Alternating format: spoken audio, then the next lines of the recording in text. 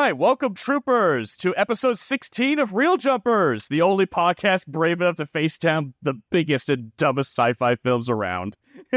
I am your commanding officer, Turner Thompson, and joining me in this high-stakes mission are my elite squad. Troopers, report in. No, I refuse to.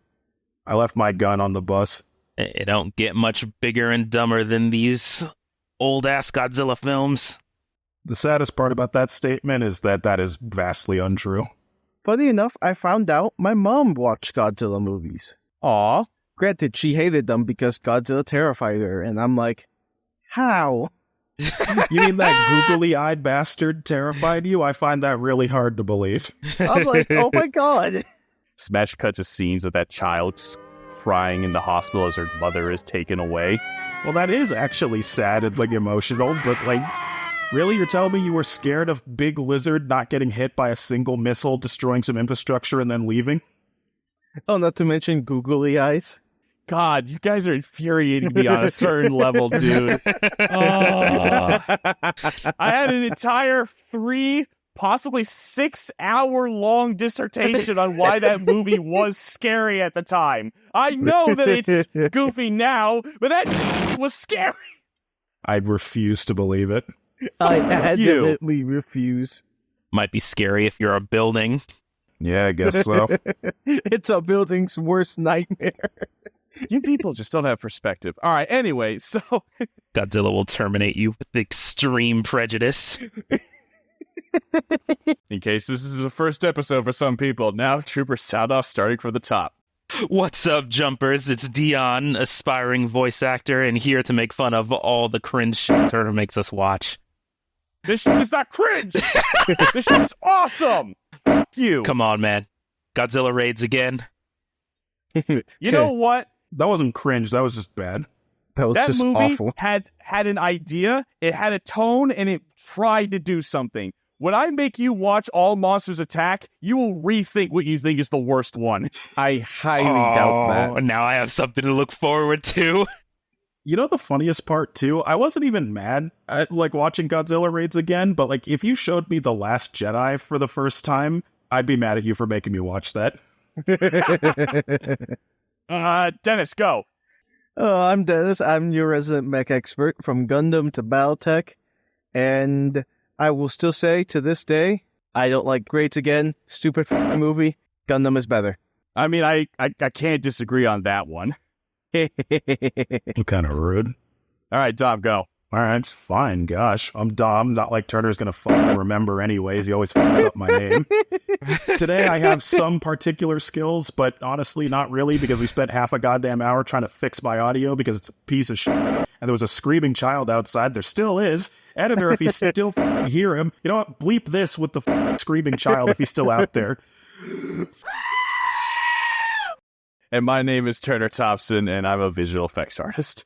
Last time on Real Jumpers, we took a quick detour. One of our crewmates, Nikki, actually took over an episode and did our first part on K-pop Demon Hunters, which was pretty fun.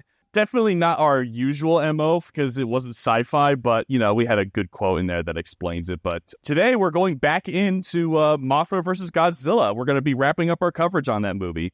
A movie that is possibly the most mid so far we've seen of these Godzilla films. What do you guys think? Don't you mean Godzilla versus The Thing? Shut up. The Thing. Yeah, that's true. It's Godzilla versus Ben Grimm. It's been a month since we recorded part 1 just because our schedules just haven't matched up. I have that thing where I have forgotten the piece of media just because of how unremarkable it was. And the weirdest part is it's not in a terrible way. I don't think it's Godzilla raids again bad, but it's just forgettable. Oh yeah, no, nothing has reached that level, but then with Dom, it's kind of okay. Oh yeah, that's right, it's a movie. It probably would have been better as a TV special. Some people might say forgettable is worse than bad. Yes. It depends, I guess. There are some forgettable things that were good at the time, but then just didn't have lasting impression. But yeah, regardless.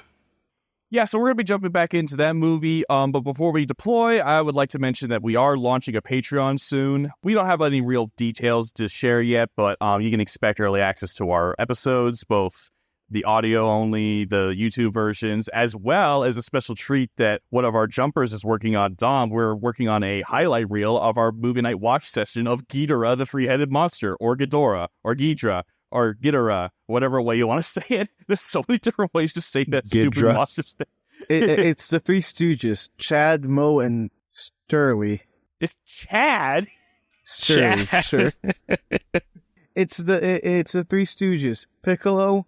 Krillin and What are you Goku. talking about? With Rodan being Piccolo. Oh, that. Godzilla being Goku, and Mothra being Krillin. Turner, fucking court-martial this man. He is not cooking. Anguirus is Krillin. Anyway, with the Patreon, we hope to become self-sufficient. Anyone who would like to participate in it would help a ton. And if you're just unable to do that, any likes, comments, subscriptions, sharing the video around would help a ton. We're a small show, and every little bit helps. Also, remember that our broadcasts are now available on pretty much every podcast platform. And a final disclaimer, everything we say in this show is for entertainment purposes only. Any alternative facts that you hear are for your amusement. So feel free to call us out on our bullshit if we get anything wrong. Anyway, is there anything you guys want to say before we jump into it? I think the decoupler on my drop pod is broken. I don't know. You guys think it's cool? Yeah, let's just drop anyway. All right. Okay. I was about to say, the Gundam card game for being sold out everywhere on the planet. That sucks. I can't find a goddamn one. That's just what Pokemon dealers are dealing with, man. I hate it.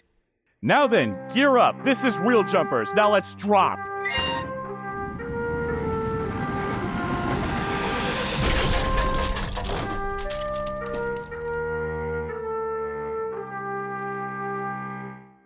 Last time on Real Jumpers, we were going over the story of Mothra versus Godzilla, which opened with a giant typhoon, an egg washed ashore. Greedy people wanted to get their hands on it. A bunch of news reporters were like, you shouldn't have that. And I'm like, bitch, I can't. I paid for it. See? Paper right here. Well, the government's going to stop you. Nope. Capitalism at its finest. They kind of tried to stop them, but, the power of money trumps all. The guy who does the articles was saying all my articles are doing is just increasing people that go see the egg. Then some tiny women show up, try to appeal to the hearts of a capitalist. That was a bad idea. They tried to kidnap them, but it's horrible. It really triggered Nikki. No, they tried to capture them the same way these two girls were captured the first time. And they're like, no, we're not dealing with this shit anymore. All right, we tried. Mothra's going to come and destroy you all again. Bye.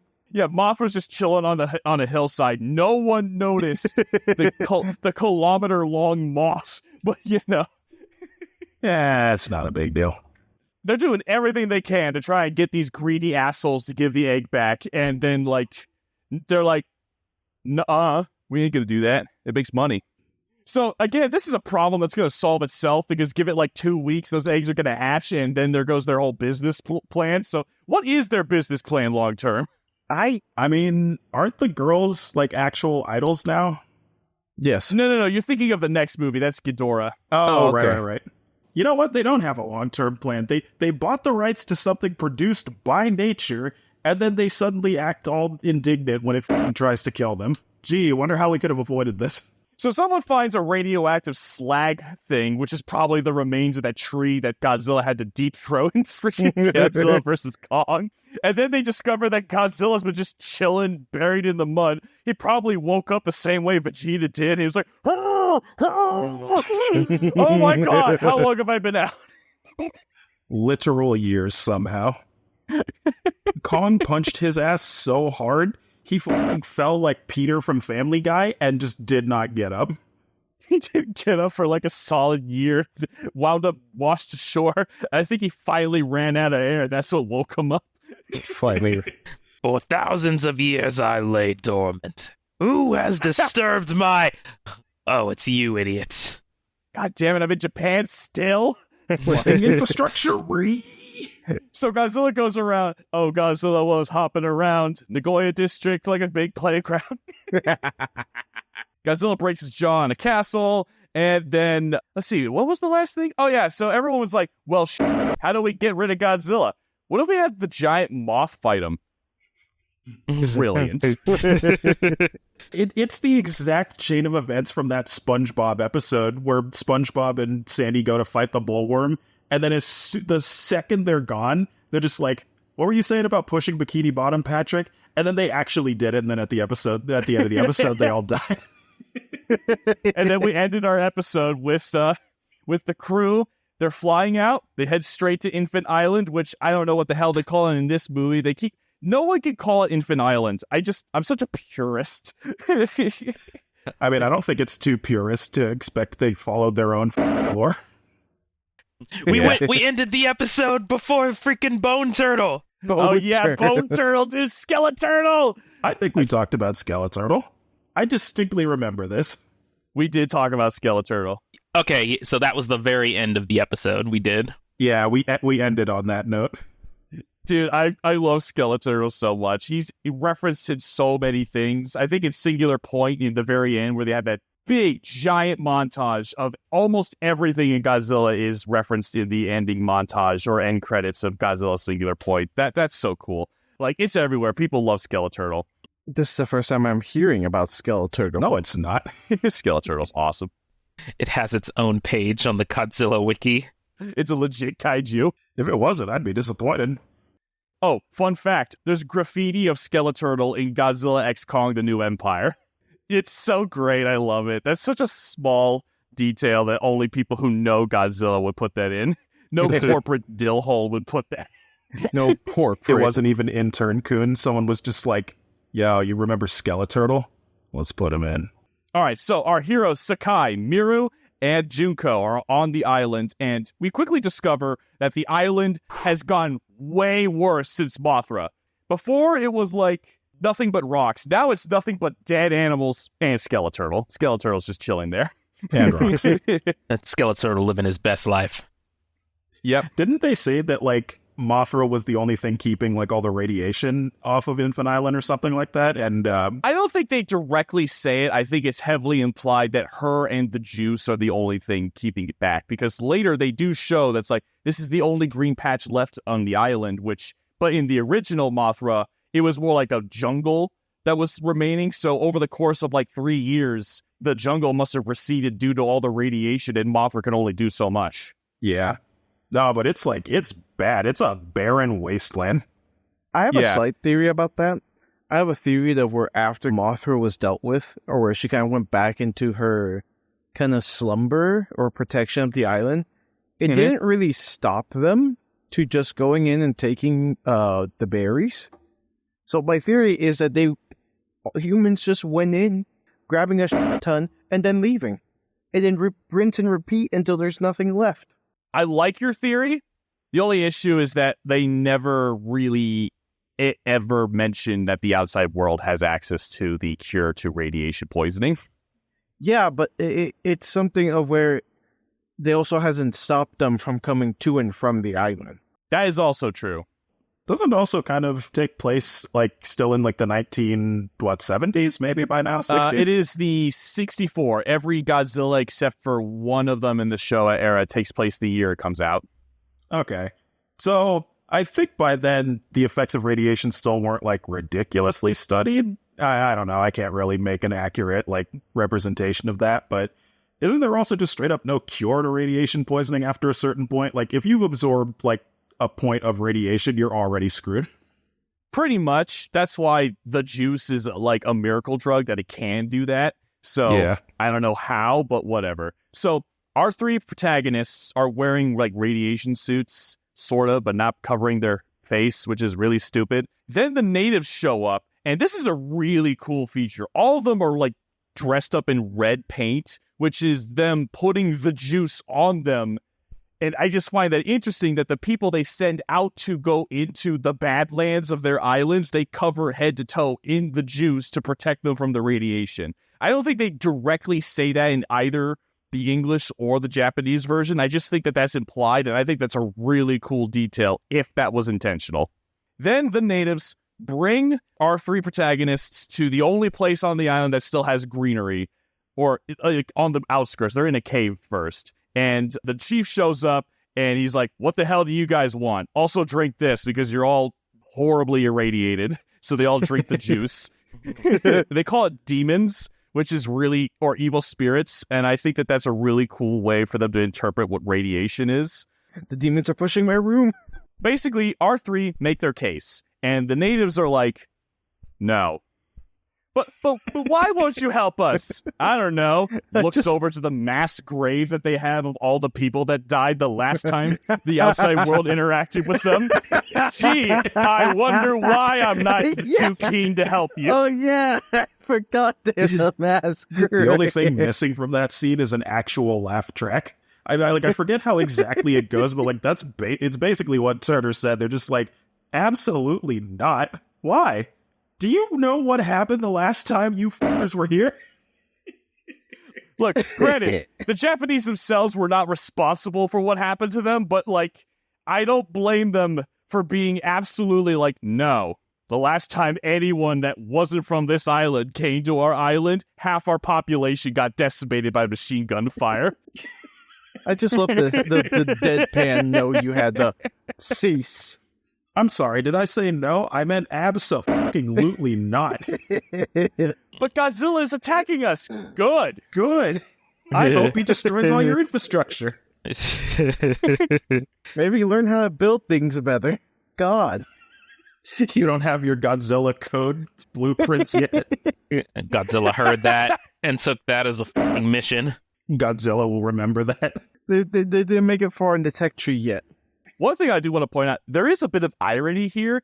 I was about to say that they are not guilty, that I've remembered World War II and everything they did, but whatever. Let's ignore that part. They got nuked, and then Godzilla showed up 3 times, and it's not like they deserved it.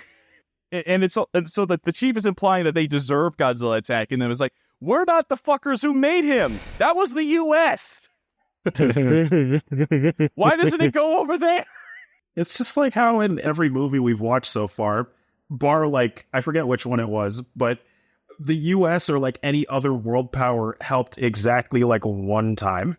Like in Raids Again, the UN, and this is only in the American version, said, we'll help, and did nothing. Right. Then in King Kong, the UN and the US are like, here, you can have guns. Are you guys going to actually help us? No, but you can have guns. Guns do solve everything. And in this movie, the U.S. actually, for the first time, shot missiles at him and missed completely.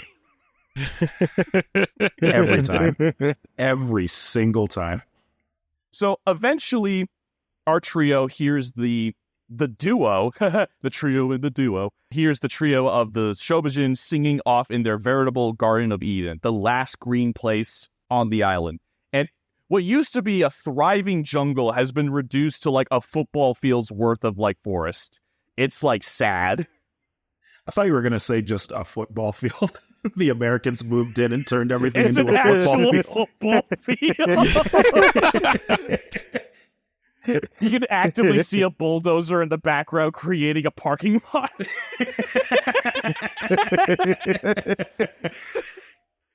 The twins explain to our trio that they are telepathic and they can ask Mothra to help, but they don't want to because they gesture to the mass grave. It keeps happening.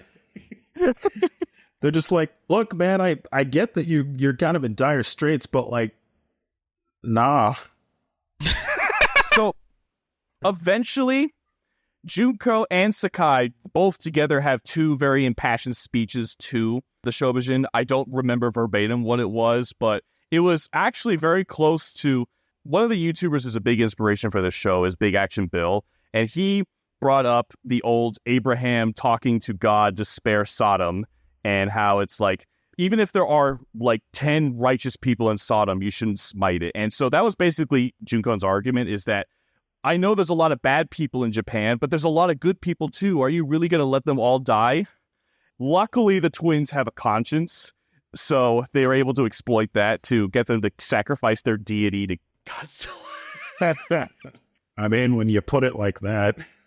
If I was them, and then I find out later that deity fucking lost, I would look at them with the meanest mean mug I could ever fucking have. It's like, this is what happens when we help you.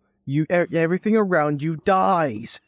That reminds me of that one Robot Chicken sketch where it's like the Aztecs or whatever setting up all the traps for Indiana Jones like 2,000 years ago. Skit. Yeah. And it's just like, and is that our god just sitting there with no protection or anything? And it's not a giant fucking boulder.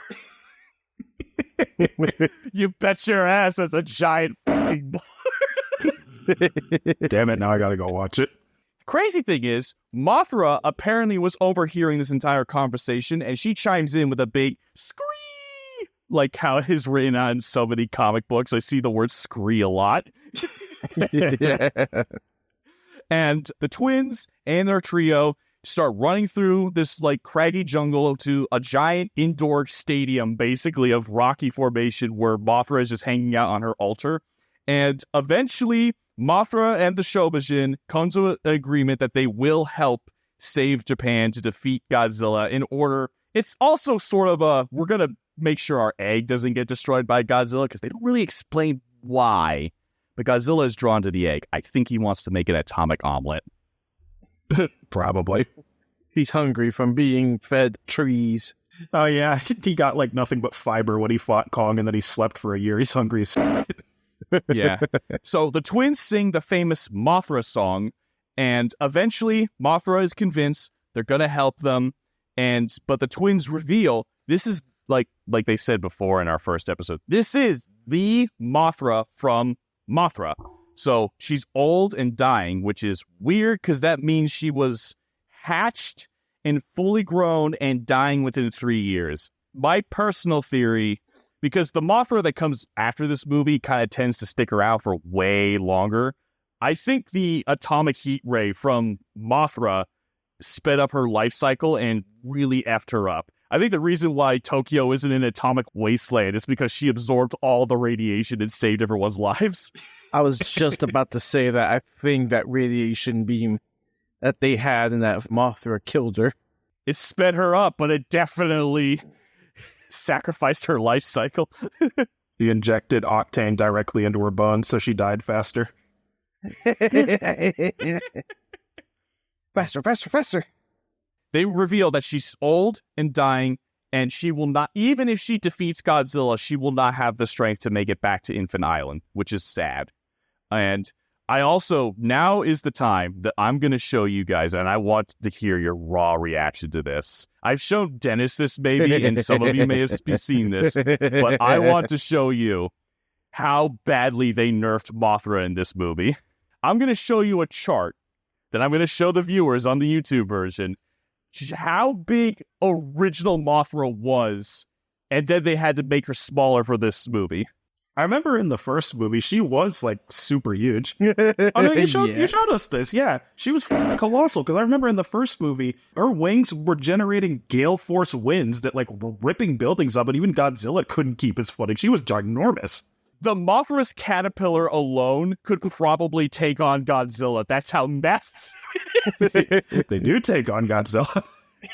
So they had to massively nerf how big she was in the original movie. Because if she was her cannon size in the first film, she could just pick Godzilla up and chuck him into the ocean. Just chuck into space. We're done here. We know how much King Ghidorah likes to do that. Meanwhile, back at the plot, Godzilla is just wandering across the countryside, and this is the first time. Tom, you're so right. In our first Mothra episode, you're like, I bet someone in the Japanese military has a bet that they can kill Godzilla with electricity, and they've just been gung-ho on trying to do it. It's a bet that they've had since 1954. Right? Like some general, commander, lieutenant or something put in writing, Godzilla must be taken out with electricity. This is paramount to the security of the nation. And because they're so hell-bent on honor and shit, they just refuse to try anything else. In every goddamn Godzilla movie we've watched so far, they try to electrocute his ass. So this is the first time they tried. They got a bunch of tanks. They're trying to corral him into a big Tesla tower. And I love this scene, too. The Tesla tower kind of stuns him for a little bit. And then he kind of walks up and he's like, it just knocks him. It's so satisfying to watch it. He's just like, he just hates it.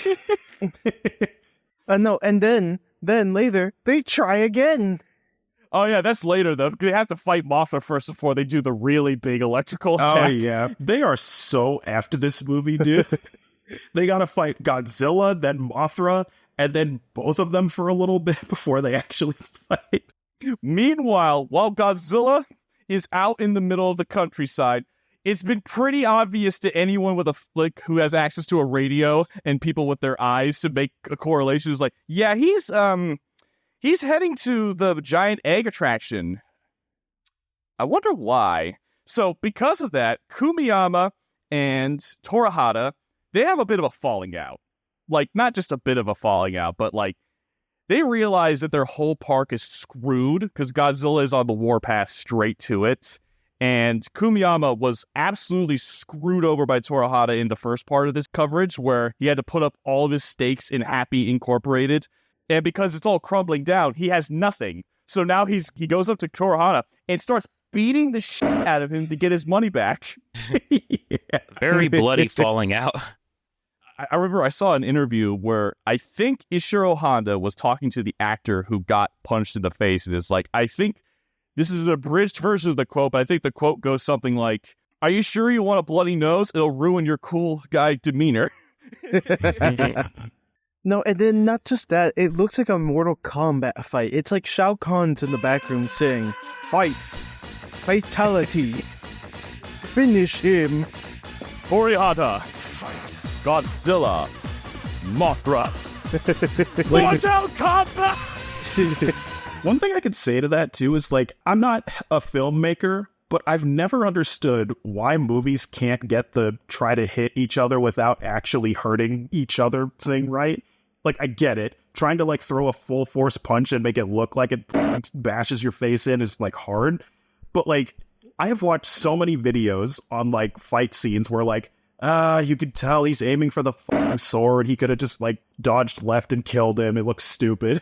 And I'm just like, shit. Now that I notice it, it's weird. But no, and here, he just decks him in the face. I appreciate that.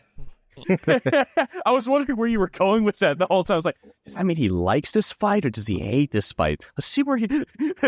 A dude gets punched straight in the face. Oh, and then he pulls out like... No, we gotta call it a force multiplier, because apparently that gets you demonetized, saying... Oh, really? Yeah, one of my favorite YouTubers who goes into a lot of sci-fi films, he says force multiplier all the time because he's terrified of getting demonetized. Really? I thought you could say it, you just couldn't show it. I have no idea. They have no concrete rules. I'm pretty sure YouTube is just governed by their stupid AI assistant that's just awful. The algorithm. Yeah. The stupid algorithm. Force multiplier. That does sound stupid. It is stupid. That sounds so PC.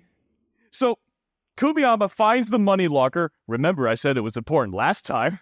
And he just starts scooping all the money, man, right into his jacket as a makeshift, like, duffel bag. And Torihata shoots him square in the face. He's fucking dead. Just straight up, boom, headshot. And as Torihata is putting all of his money in the jacket, he looks out the window and sees the worst thing you could possibly see. Godzilla is walking straight towards his hotel. Hi, Godzilla. Which is weird because beforehand, in the other movies, you could hear Godzilla's footsteps. It's like what Dom and I were talking about beforehand, of where in this trailer for Star Wars Battlefront 2, they're, the meme of the sector not clear. They cleared this whole sector. It's like, it's all good. And then Darth Maul, a battalion of clones and a tank comes up from the corner. But the thing is, those things are notoriously fucking loud. You can hear it a valley away in canon. So you cannot tell me that fight was loud enough so that Godzilla cannot be heard with those two, with them fist fighting. His force multiplier was making too much multiplying. Forget the volume. How did Godzilla get that close without shaking the whole dang building? Because he was taking some infrastructure out on his way. I mean, he's about to shake the whole damn building. So, in a poignant metaphor about greed or something, all the people who aren't carrying big bags of money are able to escape, except for Torihata. He gets an unplanned chiropractic adjustment from Godzilla's tail as the entire building collapses on top of him. All because he had to get the money.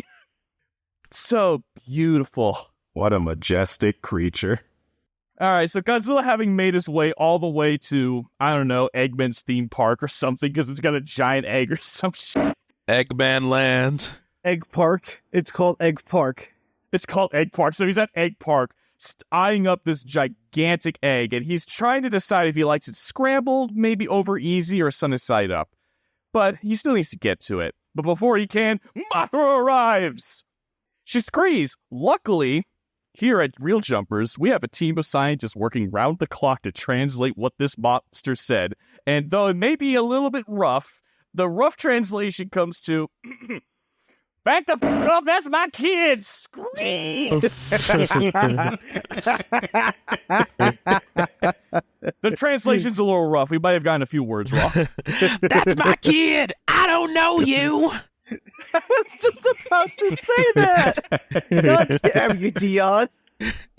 I don't know if you can find it for the YouTube version, Turner, but there's this old, it might have even been a Vine, where like there's this just small child running around, and like the mom is like really mad at him, and she comes out with a plastic lightsaber, and he just starts screaming and running away because he knows he's in for an ass whooping.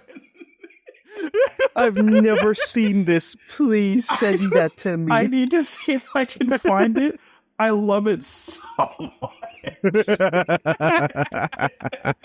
All right, And so the cameraman, too, is just like, oh, sheephead, get him, mama, get him. Hey, maybe that's what's happening outside your window.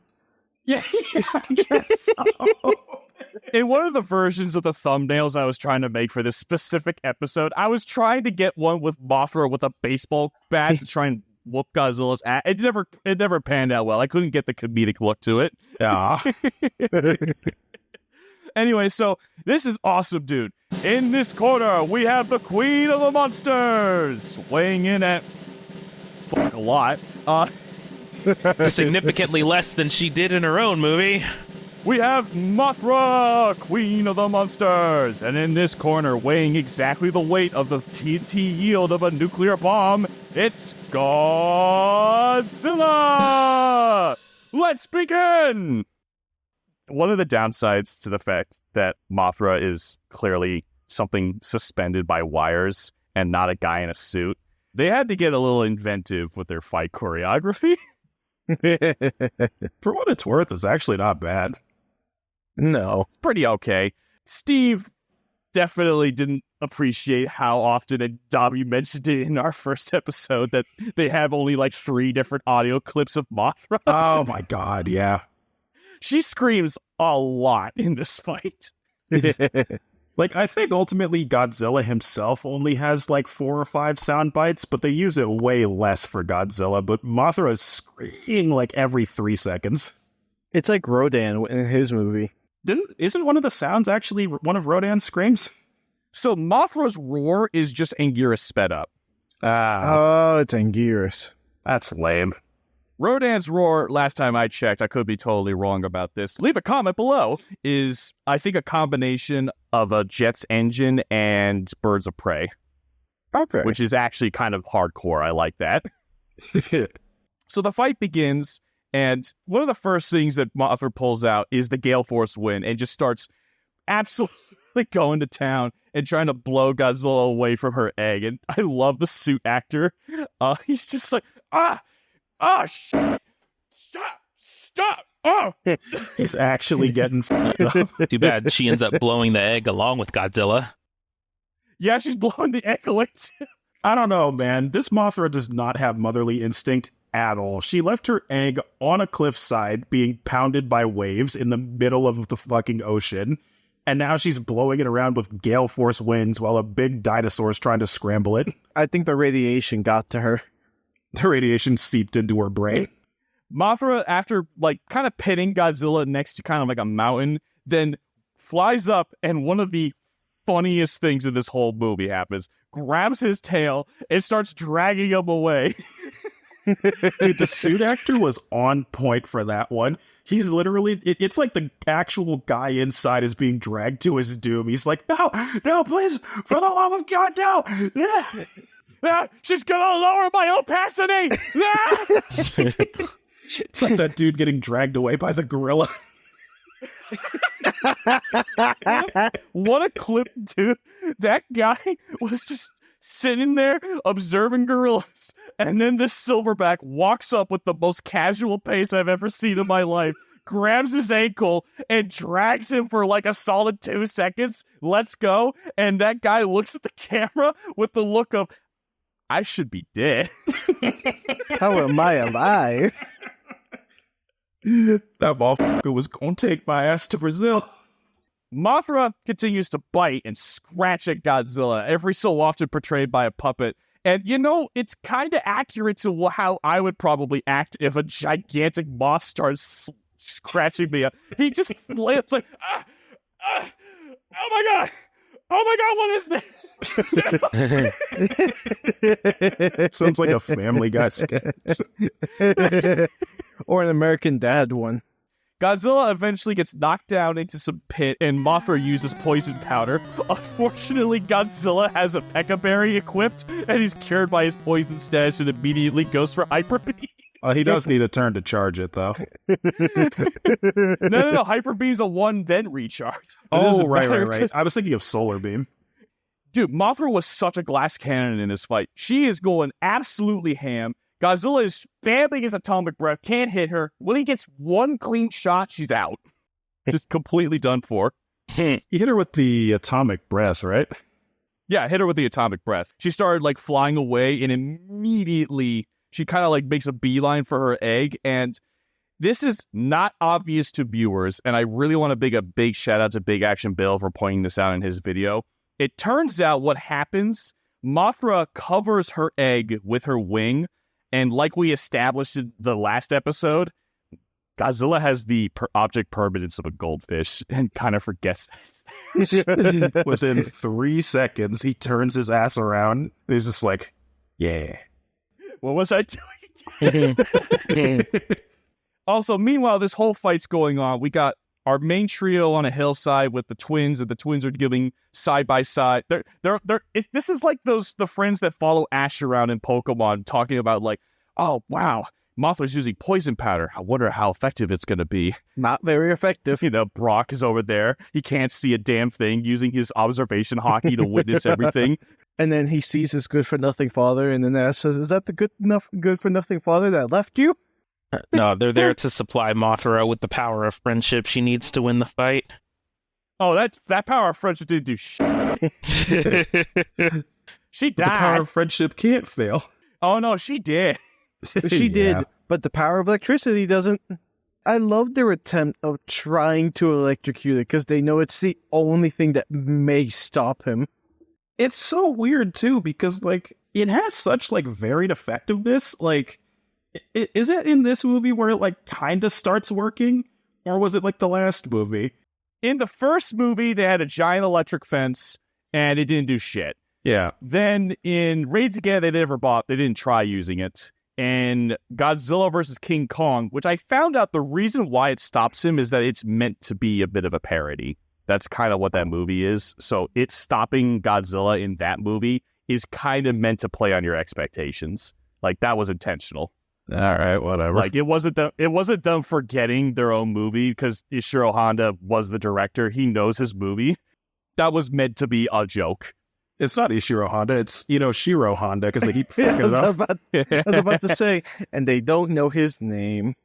So in that movie, it was effective. So if we're going by in-universe rules, they're trying to see if, like, now they can sort of kill him. And this is one of my favorite parts of the movie. This is when the military just says, fuck it, and just sends every goddamn thing they have at Godzilla. They even set the suit on fire temporarily. This little maneuver is going to cost us 20 years. That's one of the rare times where they're actually firing munitions at the suit. Like, you can literally see things hit him. So that's nice.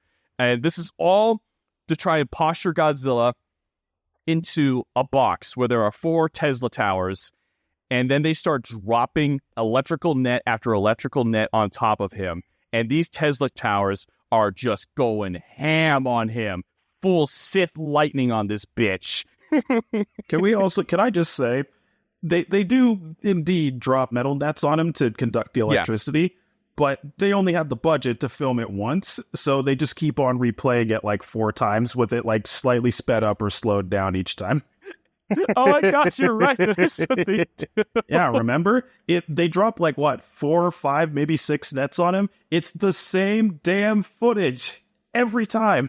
While this is happening, we keep cutting back and forth. This is a really weird edit, by the way. They seem to keep cycling between being day and night.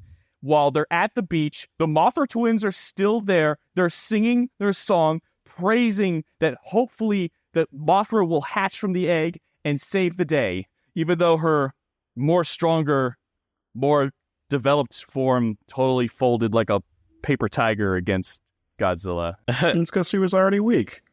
No, that's true. That is true. Depending on certain versions of Mothra, like from the Rebirth of Mothra series, Mothra Leo is an absolute monster which could probably low diff Godzilla. When you said Mothra twins, I thought you were talking about the worms.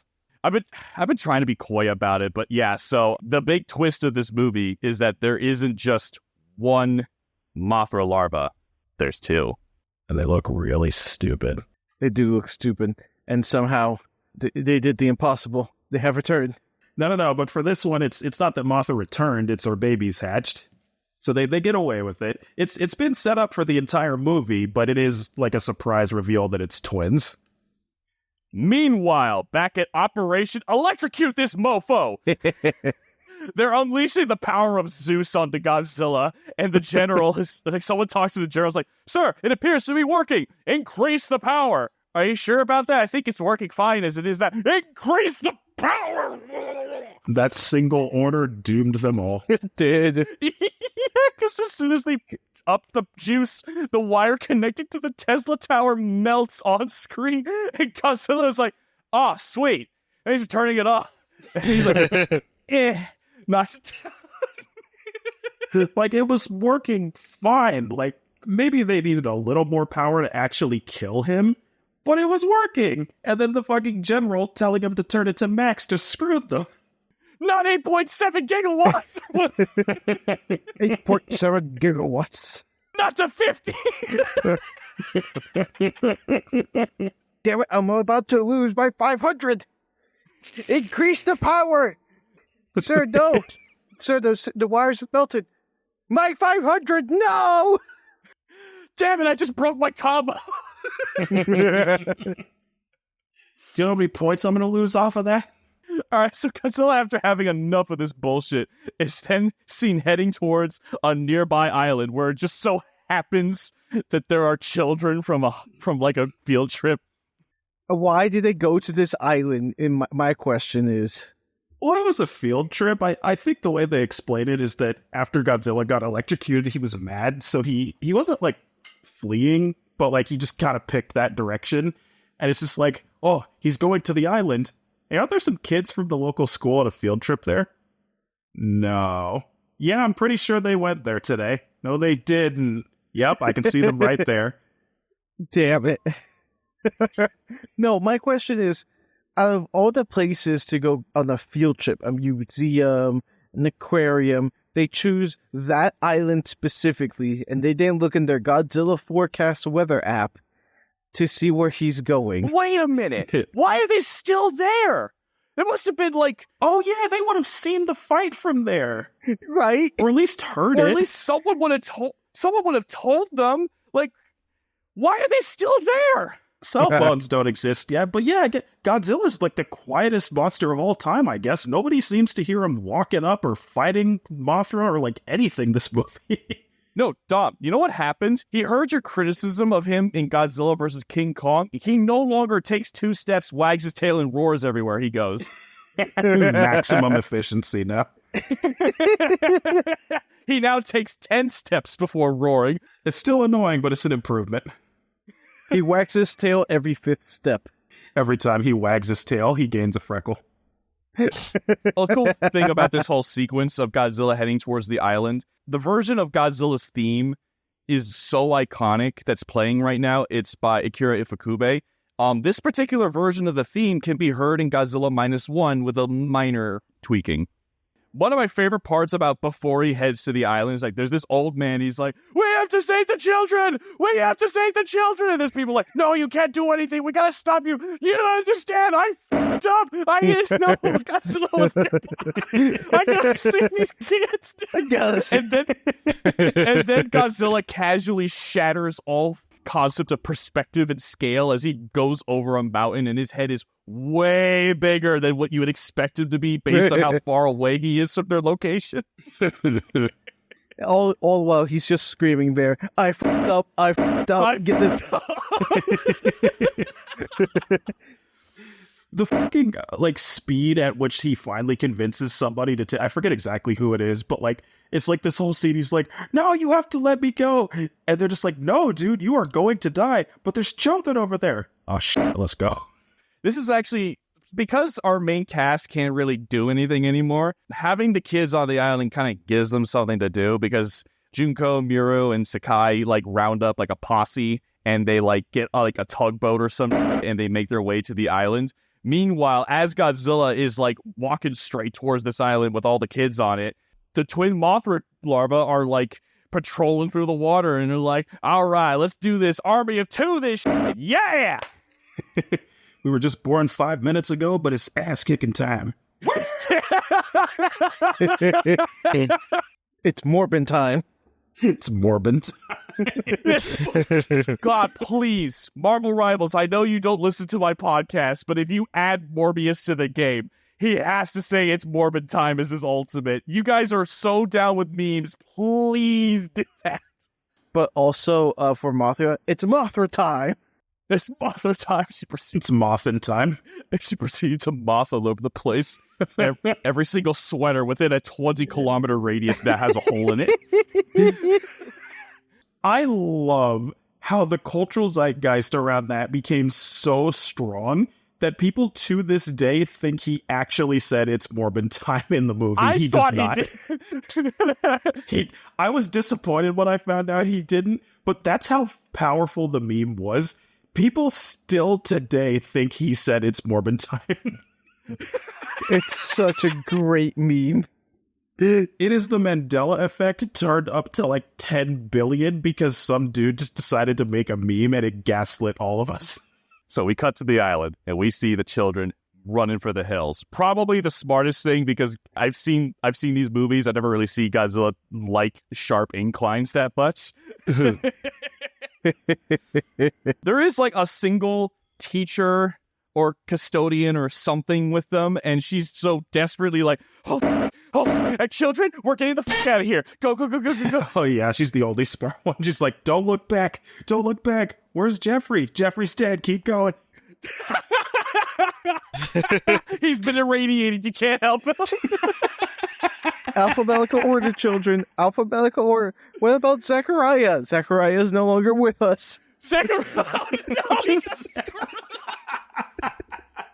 No, it's not even he's already dead. They pan to the back of the line, and you see Godzilla just taking him away.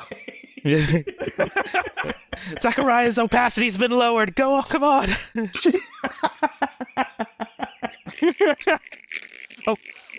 Okay.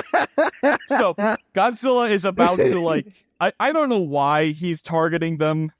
I don't even think he could see them, to be completely honest. But like, he seems to be like right on their tail before they find a cave, and then the twin Mothra larvae like square up on the beach, and we can also see the wheels that help move them. Oh yeah, we paused and we looked at it, and it's just like, look, there's the wheels that they used to move them. Ah, damn it, why'd you have to tell me about that? Immersion broken. I saw a wire move Godzilla's tail. I'm done with this. If it's not accurate, I cannot stand it. So Godzilla heard like the absolute trash talk of two sentient turds talking to him, and he ain't having it. So he tries to set like fire to the town between the two of them, being like, yeah, let that teach you a lesson. So the two just split up, and he's like, oh shit. So he tries everything he can.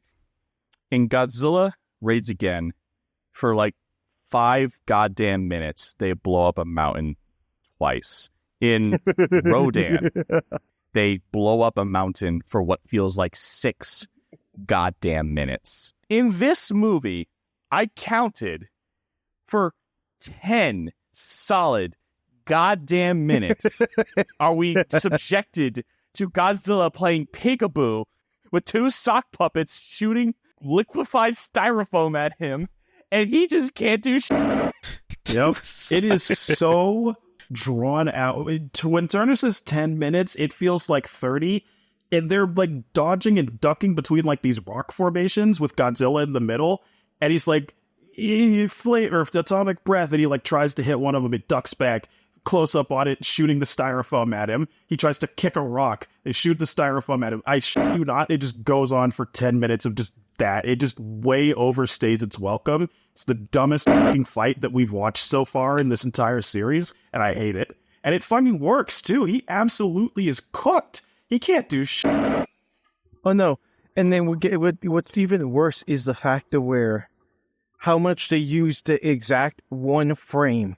Not even different frames, just the one singular frame of this happening, then this, repeat, this, then this, repeat, this, and this, and this, repeat. I'll interrupt you. I will commend them for the most part. A lot of the shots are original. Yeah, I was going to say, I don't think they reuse shots for this, but you know what? I don't blame you for thinking it because it feels like it. To me, it felt like it, and that was my turning off point. I was like, all right, this movie's kind of okay, I guess. Sure, whatever. What the fuck am I looking at? This is considered a fight? Nah, I'm done. As a fun, like, visual effects bit, one of the effects I really liked in this fight was Godzilla fired his atomic breath at, like, was essentially a skyscraper-sized boulder, and it's probably what it was a painted inflatable that went just de-inflated, and that was implying that it was being melted. I thought that was pretty creative. Yeah, it wasn't bad. Yeah, one of the funny things that happened is that at one point, one of the Mothra larvae bites Godzilla's tail, and just Godzilla's like, oh god! It just absolutely flails that poor little turd all over the place. I mean, it does take, I don't think it actually takes a chunk out of his tail, but like it chomps down and it like stays there. It's like a solid like 30 seconds of like he has to really flail to get it off. It's really funny. Godzilla's completely mummified with these 2 little brats, and he's just like, as he falls down. Oh yeah, he trips off of a cliff and rolls down a hell into the fucking ocean. And then that's how they win. That's literally how they win. And then the twins just float away and back into the island. They just leave. And I'm just sitting here watching. You're like, what the fuck did I just witness? This is not the same Godzilla that I just saw fucking destroying Tokyo twice over, force-feeding Anguirus its atomic breath, get destroyed by 2 turds and string. You know, it's been so long, I actually forget how this movie ends. Is that how it ends? Yes! Yep. And then it cuts. That's it. No, it literally just cuts and ends. It just, you see them on the island, the twins at the island, and then that's it. Yeah, they like have a very, very brief falling action where like, and we saved the kids! Yay! What about Zachary? He's gone. He's gone. Zachariah got isekai. We can't help him now. Look, whatever we find of him, we're going to have to bury in a lead case. I'm sorry. Because, like, remember, Dion, every movie we finish, all of us are, like, just watching the stream and, like, we're doing our own thing. And every time we've watched it, you've just been like, wait, what the f***? That's it? Because they always just end so abruptly. Like Turner said, there's a little falling action, and the final shot is just the twins swimming their asses back to Infant Island, back to irradiated hell, and then roll credits. That's it. It's instantaneous. I hate it. I forgot the twins just outright win there. This is the second movie in a row, too, that just ends with the monster, or monsters in this case, just swimming out into the ocean. And this is the second time I hate it. Interesting thing about this conclusion is that we all saw Ghidra, the 3-headed monster. I can't people are going to hate me for this. I keep switching between the pronunciations because I like all of them. So we saw Ghidorah, the three-headed monster. One of the Mothra larvas is dead. So a lot of people like to think that in this movie, Godzilla did manage to severely burn one of them with his atomic breath, and that Mothra larva did not make it to maturity, so it died. So that raises Godzilla's kill count to 3. We got Anguirus and 2 Mothras. You know, for all the weird shit that goes on with Godzilla, he's still got a pretty good record, all things considered. Oh, yeah, no, he does. No, but I was going to say, because Infant Island looks a lot better in Ghidorah than this one. So I'm guessing I think it's because they have a fresh, brand new Mothra to actually, do work. Or, one of the larvae just sacrifice itself to bring back the green. Oh, yeah. It'd be like Swamp Thing, the green. I would not put it past, because Mothra is like the only thing in this setting that might be magic, if you don't count King Caesar, but I like to think that King Caesar is just ancient technology, but whatever. What the fuck is that? King what? Oh, that's just the sentient guardian lion that was summoned by a woman singing to it for 10 goddamn minutes for it to wake up and then kick Mechagodzilla's ass before it turned out that the power of technology was better than magic, so he's like, oh shit, I need Godzilla's help. That shit does not look like a lion at all. It looks closer to either a dog or a rat. I'm sorry. God. Why did you just say the name of a stand? I don't know if that's a stand in JoJo's Bizarre Adventure. I'm pretty sure it is. But why did you just mention a stand? When did Godzilla get stand power here? Is that a full-size stand? Actually, I think I did see a meme image once of Godzilla with like the menacing kanji from the pillar. Oh, god damn it. All right, so one thing I do want to say, I was a bit wrong. One of our viewers pointed out to me that there have been crossovers with Godzilla and Ultraman. I always thought it was in the unofficial capacity, such as the fight with Gyrus. The fight with Gyrus, which is a suit of Godzilla. There's also Gomez, which is a modified Godzilla suit, and there's all the Baragon suits that got mutilated for the multiple monsters that it is in Ultraman. But it turns out I was wrong. There are a couple crossovers. There are some Famicom games, stage shows, which is a big thing in Japan. How dare you interrupt my lecture? God damn it! It was for a good purpose. How dare you? That's my favorite panel of all all manga. For our viewers, Dom found the image that we were just talking about as Turner's giving his professor lecture, and me just sitting in the back finds it and starts laughing. For our audio-only version, for you people who don't go to YouTube, it's a picture of Godzilla and King Ghidorah walking towards each other, just like JoJo versus Dio in Stardust Crusaders. It's the best panel in all of manga I've ever seen in my life. I love it. I can't find the menacing one, but I did find that one. That's so funny. Long story short, there are plenty of examples of Ultraman and Godzilla having a crossover. Nothing in huge, actual Ultraman show has Godzilla, or an actual Godzilla movie has Ultraman, but there have been a lot of outside things. A big example is Giga Bash. In that game, you could be Ultraman and you could be Godzilla and you can beat the shit out of each other. It's really fun. The Godzilla game I remember from my childhood was Save the Earth. It was Save the Earth, Unleashed, and Destroy All Monsters. Destroy All Monsters was first, Save the Earth, and then Unleashed. Unleashed has the biggest roster, but it lost some of its mechanics because it had to cater to being on a Wii, so it wasn't as content-rich as Save the Earth. Everyone thinks Save the Earth is the best one. It just didn't have the same roster. It was. If it had the roster of Unleashed, it would be, awesome.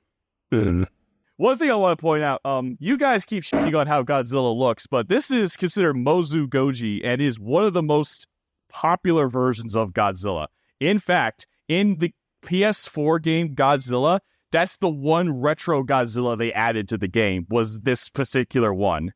Out of all the ones they could have chosen, they chose this one. I think it's mostly just because of hindsight. I think the googly eyes in the first couple were just really funny, but also we just have a higher standard in 2025 for CGI, and I'm sure, like, because remember back, we've talked about this. Remember back when the PlayStation 1 came out, we saw all those blocky-ass textures, and we were like, oh my god, this is the future. Look at those realistic graphics. You can tell that he has a face on that polygon. Yeah. I think it's just a result of the times. It absolutely looked perfectly fine for the times, but now we live in 2025, and we're just shitting on it. Yeah, that's fair. All right. Well, that's the end of the movie. I believe it is time for us to do our reviews. Normally I go first, but I've discovered in one of our other episodes that, like, Steve said something like, everyone said everything else. I didn't really have anything to say. I was like, well, shoot. So I'm going to mix it up. Who wants to go first? I'll go first. This movie was kind of boring. That's really the best way I can say it. Yeah, a little bit. I wouldn't say it's boring for me, but I have a huge bias. You have the bias, the same amount of bias I do when it comes to Mass Effect. When someone finds it boring, you find it intriguing. Mm-hmm. So, like how I like in Mass Effect 2, the mechanic of finding minerals and mining, I find that fun. Okay. Everyone else finds it boring. So I give this movie a 4. Okay. It's not bad, but it's kind of like, it could be better. Oh, for those who are new to this channel, this particular show, we're doing a bit of a new way of going about it. This is way less scripted than it was last time. My script is literally there just to remind me what actually happens. But something I had an epiphany about a while ago that I wanted to share is I think for our show going forward, 10 out of 10 films are not something that exists normally. The way I feel, 10 out of 10 films have to be a film that you personally think is a 10 out of 10. If that makes any sense. Isn't that the point of giving a review? Yes, but I say if it's not the film that speaks to you, the highest you could ever go is 9. If that makes any sense. Like, no, I got you. Fair enough. Like, if we all did reviews of Alien, I would be the only one in the room that gives it a 10, because Alien is my favorite film of all time. And everyone else, like, the highest you go could probably... I don't know, it just... I think 10s are something that can't be quantified. It's something that has to be something that speaks to you personally, if that makes any sense. Yeah, no, I gotcha. So with that said, I'm going to give this movie a 10 out of 10. Hell yeah. All right, who would like to go next? I'll go. Yeah, this movie just really didn't grab me. Whole thing is Godzilla versus Mothra. Mothra didn't show up till the last... I guess 4th of the movie. Oh, she was actually there near the beginning, remember? For a couple minutes. She didn't do anything. She just chilled on a mountain, but yeah, she was there. Don't know if I can count that, brother. It's like when we were watching Godzilla versus Ghidorah, and like at the 45-minute mark, I was just like, what is going on in this movie? Godzilla has not even shown up yet. Oh, there he is. Right on. Yeah. And the fight itself was pretty underwhelming. The only part that I really paid attention to was the last, 10 minutes or so with Godzilla versus the twin Mothras. Because that was hilarious. Oh, yeah. By hilarious, you mean awful? Hilariously awful. There you go. That entire fight perfectly encapsulates what it's like to be a tank main, and you are just completely being trounced on by the fast-moving guy. Like, okay, if you play Team Fortress 2, it's like being a heavy, and there's this just master scout on the enemy team, and you just can't catch it. Like, I didn't enjoy how long it was being dragged out, with just the different swaps between the worms shooting their string shot. His speed is so lowered. But I do think it's funny just how Godzilla lost that, and that he got cocooned by the two worms. That being said, I gotta agree with Dennis, and I was also planning on giving it a 4. All right. I'm mostly in agreement with what everyone's already said. Like I said at the very beginning, it's forgettable. Like, yes, we haven't convened in almost a month, but I dead ass forgot what the second half of this movie was. I speed read through the script in the first 10 minutes of this, I'm not gonna lie.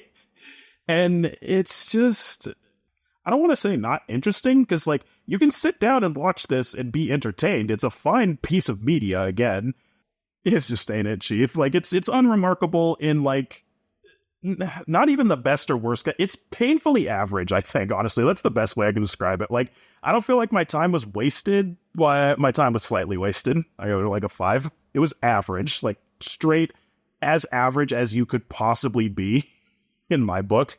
It was aggressively okay. It was aggressively okay. All that build-up just to be mid. Yep. Like, I could appreciate some of the special effects. The fight with Mothra versus Godzilla before she kicked the bucket was actually pretty cool. The freaking Mothra twins tying up Godzilla was so drawn out and stupid. And like, but remember in Godzilla versus Kong, we fucking loved that end fight. That was the highlight of the entire show. And the rest of the movie around it was pretty good. God damn it, Tom. Yeah. 5 out of 10. I'm thinking I might give this... This is just really because I have the context of knowing the other films. I think I'm going to give this a 5.5. Here's why. This is because I'm a visual effects guy.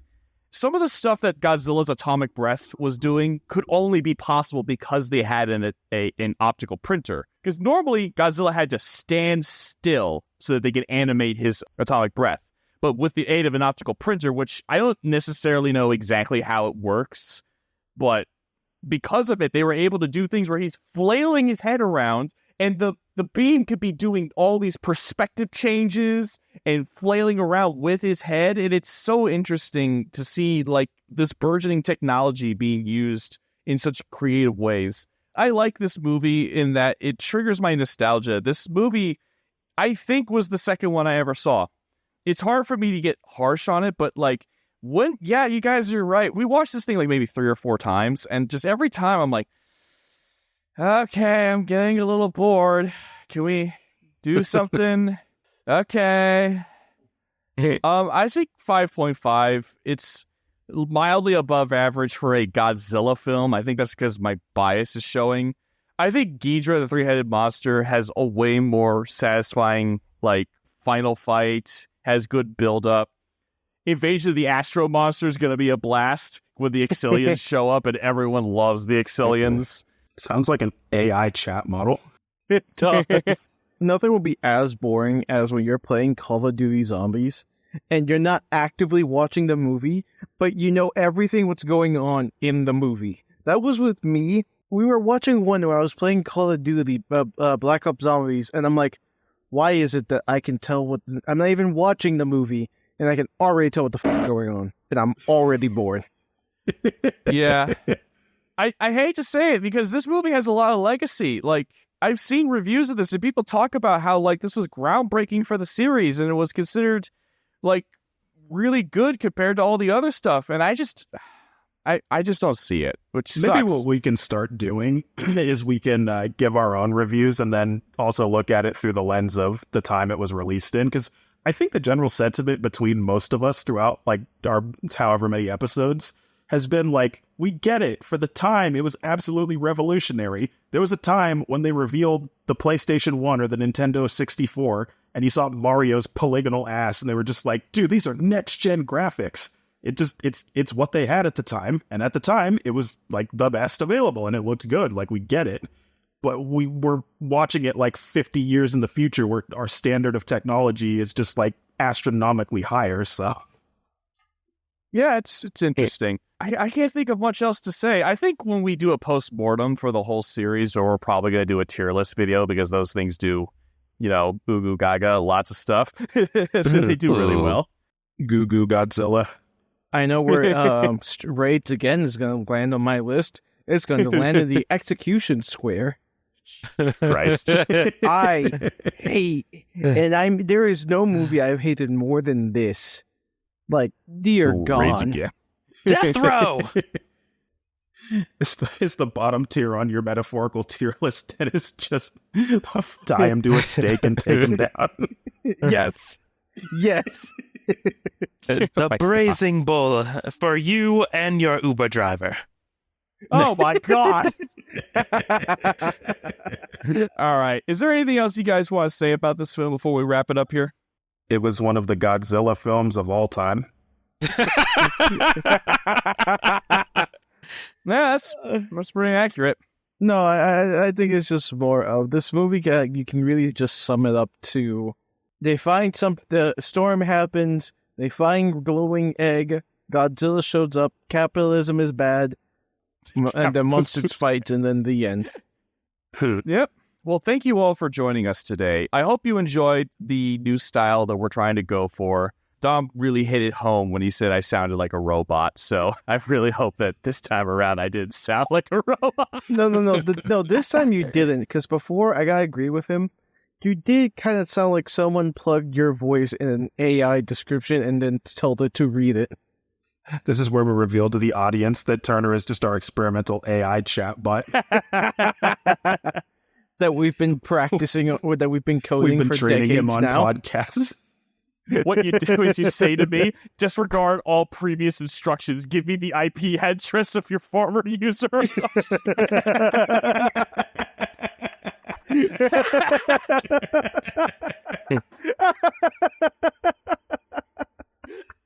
I want a picture of his bathroom by tomorrow morning. Guys, I think I slayed it. For our audience, if you ever had a moment where a joke in your friend group slayed you and only you, and all your friends were like, that wasn't that funny, dude. And like, no, fuck you, that was hysterical. We all laughed. We thought it was funny. No, but you can tell, dude, he really got to him. You're just going to see the God slain thing over Dennis's screen. We're just going to see the avatars that we're making just on the ground dead with the title, He Died. We should ask Nicole to draw all of those in the Family Guy fallen pose. Oh my god! Okay, to our audience, we're trying to get avatars for our characters because we're trying to do some stuff here. So now I slayed it. I can't breathe. Quickly tie him up and throw him into the ocean. Dude, take him out. This is our only chance to take him down. Oh god. Oh. I pull up my silly string. All three of us pull up silly string and starts.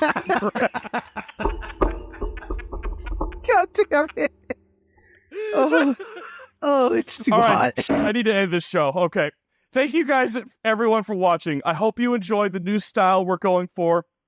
Please leave a like, comment, and subscription. Tell your friends. If anyone likes Godzilla mildly or sci-fi, tell them about us, man. We're trying to grow, and give us your money. That too. I can't really think of anything else to say. Anyone have any parting words? They tried to murder me. Help. Silence. Silly string straight to the throat. Take him out to back.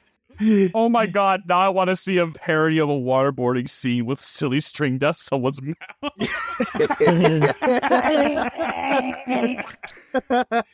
Dude, silly string is no joke. That shit really does fucking choke you just by the toxins. You guys remember how that stuff smells? Yes, yeah, God. It smelled like chemical ass. Yeah. That's probably how Godzilla smells. You know what? That's my new headcanon. Godzilla smells like silly string. I mean, that stuff was actually liquid styrofoam, and it was highly flammable. They had to be very careful with it. So actual silly string. Pretty much. Nice. All right. Thank you so much for watching. We hope you enjoyed the show. Catch us next time. We're either going to be doing an episode about Halo or finishing our coverage on K-pop Demon Hunters. Stay tuned, and we hope you stick around. Bye. Bye. Bye. Thanks for dropping with us, y'all.